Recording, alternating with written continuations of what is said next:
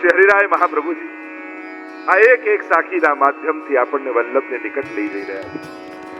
માનો એક એક સીડીઓ ચડતા ચડતા શ્રી વલ્લભ આપણી પ્રતીક્ષા કરી રહ્યા છે. શરૂઆત જ શ્રી વલ્લભ શબ્દથી કરે. કારણ કે હરિરાયજીને પણ અતિશય પ્રિય શ્રી વલ્લભનું નામ. અને એમાં પણ શ્રી હરિરાય મહાપ્રભુજીના શ્રી મહાપ્રભુજી માટેના લખેલા જે પદો છે એનું જ્યારે તમે રસપાન કરો છો ત્યારે શ્રી હરિરાયજીનો કોઈ અલગ ભાવ છે. કારણ કે હરિરાય જો આપણે ત્યાં મહાપ્રભુ શબ્દ આ વલ્લભ સાખી વિશેષ રૂપે કેમ મહત્તા રાખે છે. મહાપ્રભુ શબ્દ આપણા સંપ્રદાયમાં બે જણા માટે જ લખાયો છે. એક શ્રી વલ્લભ મહાપ્રભુ અને બીજા શ્રી હરિરાય મહાપ્રભુ. મહાપ્રભુ શબ્દ આ બે સિવાય ક્યાંય આપણે જોડતા નથી. પ્રાય બોલવા જેમ ગુસાઈજી માટે જ્યારે જ્યારે બધાની જય બોલીએ પણ શ્રી ગુસાઈજી પરમ દયાલ કી જય. પરમ દયાલ શબ્દ વિશેષ રૂપે માનો ગુસાઈજીનો પરિચય આપતો હોય એ રીતે એમના સ્વભાવનો, એમનું સામર્થ્યનો, એમની ઉદારતાનો, એમ પરમ દયાળ શબ્દ જ્યારે પણ જોડીએ છે ત્યારે ગુસાઈજીનું સ્મરણ આપણને થઈ જાય. સ્વયં વલ્લભાખ્યાનમાં પણ ગોપાલદાસજી આ ગુસાઈજીનું જે પરમ દયાળ શબ્દ જોડીએ છે ને એ પરમ દયાળ શબ્દ ગુસાઈજીની પાછળ આ અમદાવાદની ભૂમિમાં જ લખાયું. એટલે વિશેષ રૂપે આ રાજનગર, અસરવા બેઠક, ભાઈલા કોઠારીનું ઘર અને જ્યાં ગુસાઈજી સામે બિરાજ્યા હોય, બોલતા શું ઊંઘા હોય, કોઈ સમજ ન હોય, 9 વર્ષની આયુ હોય અને એના મુખમાં જ્યારે ચરબી તાંબુલ આપે ગુસાઈજી અને વેદ વેદાંતોની ગાથા, સાક્ષાત ગોલોક ધામના દર્શન, એમાં પણ યમુનાજી, ગિરિરાજજી, વૃંદાવન જે નિત્ય લીલા ધામમાં બિરાજે છે એના દર્શન એ કોણ કરાવી શકે જે પરમ દયાળ હોય. શ્રી ગુસાઈજીને આ નામ સાથે જોડ્યા હોય. કારણ કે એક વલ્લભાખ્યાન અને બીજું એક શબ્દ જે આપણે આરતીમાં ગાતા હોઈએ છીએ પરમ કૃપાલ શ્રી વલ્લભ નંદન એ કૃષ્ણદાસ અધિકારી. આ બંને પરમ દયાલ અને પરમ કૃપાલ આ બંને ગુસાઈજી સાથે જોડાયેલા. શ્રી મહાપ્રભુજી શ્રી હરિરાય મહાપ્રભુ જે વાત કરી રહ્યો છું આ વલ્લભ સાખીના રચયિતા એમની સાથે મહાપ્રભુ શબ્દ જોડાય. એવી કથા કહેવામાં આવે કે જ્યારે હરિરાય મહાપ્રભુજી પોતે સત્સંગમાં એટલા રુચિ રાખતા કે પોતે વૈષ્ણવની જોડે સભામાં જઈને બેસી જાય.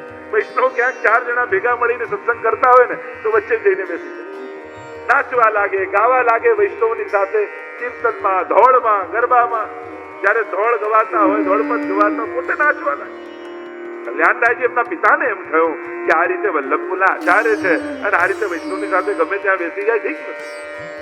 ઘણી વાર સમજાવ્યા પણ જેને રંગ લાગ્યો હોય, લગે જો શ્રી વલ્લભ પદ રંગ, તાકો દુસંગ નેક નહીં વ્યાપે ઓર આય મિલે સત્સંગ.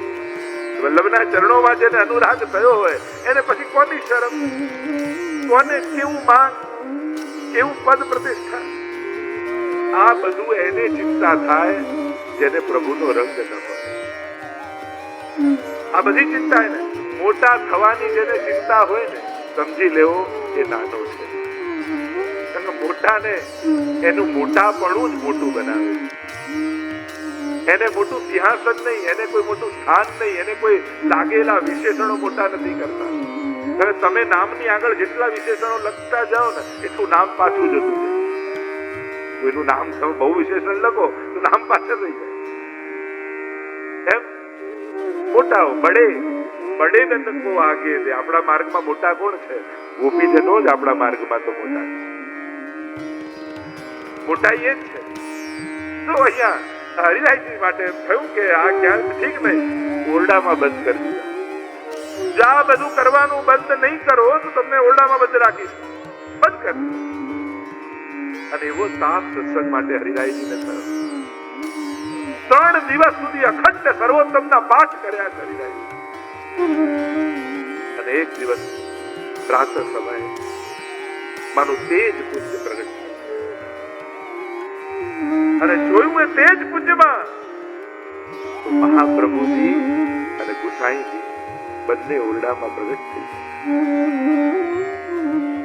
ખુલ્લી આંખે હરિરાય મહાપ્રભુજી દર્શન કરી રહ્યા, અવાક બની રહે. સાક્ષાત શ્રી વલ્લભ ને ગુસાઈજી બંને ચોધાર આંસુએ રડી રહ્યા છે દર્શન કરતા કરતા. અને બંને નિકટ આવી અને હરિરાયજીના મસ્તક પર હાથ મૂક્યો અને હરિરાયજીના મુખમાંથી શબ્દો નીકળ્યા, જય જય શ્રી વલ્લભ પ્રભુ વિઠ્ઠલેશ સાથે નિજ જન પરત કરત કૃપા ધરત હાથ હૈ માથે.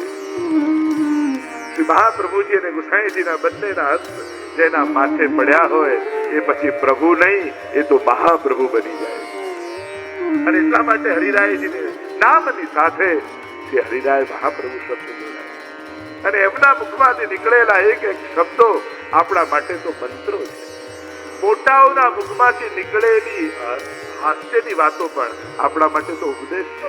એટલે તો ગોકુલનાથજીના હાસ્ય વચનામૃત છે. કારણ કે મોટાઓનું હસવું પણ સાધારણ નથી હોતું. એમાંય જો કાઢવો હોય તો ઘણો સાર નીકળે. પ્રભુનું સ્મિત હોય કે ગુરુનું હાસ્ય હોય, આ બંને સાધારણ નથી. આ પણ કંઈક પ્રગટાવવા માટે હોય છે.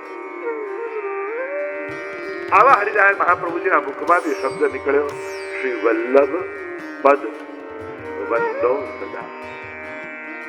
કારણ કે હરિરાયજીની આરાધના શ્રી વલ્લભ ચરણારવિંદની.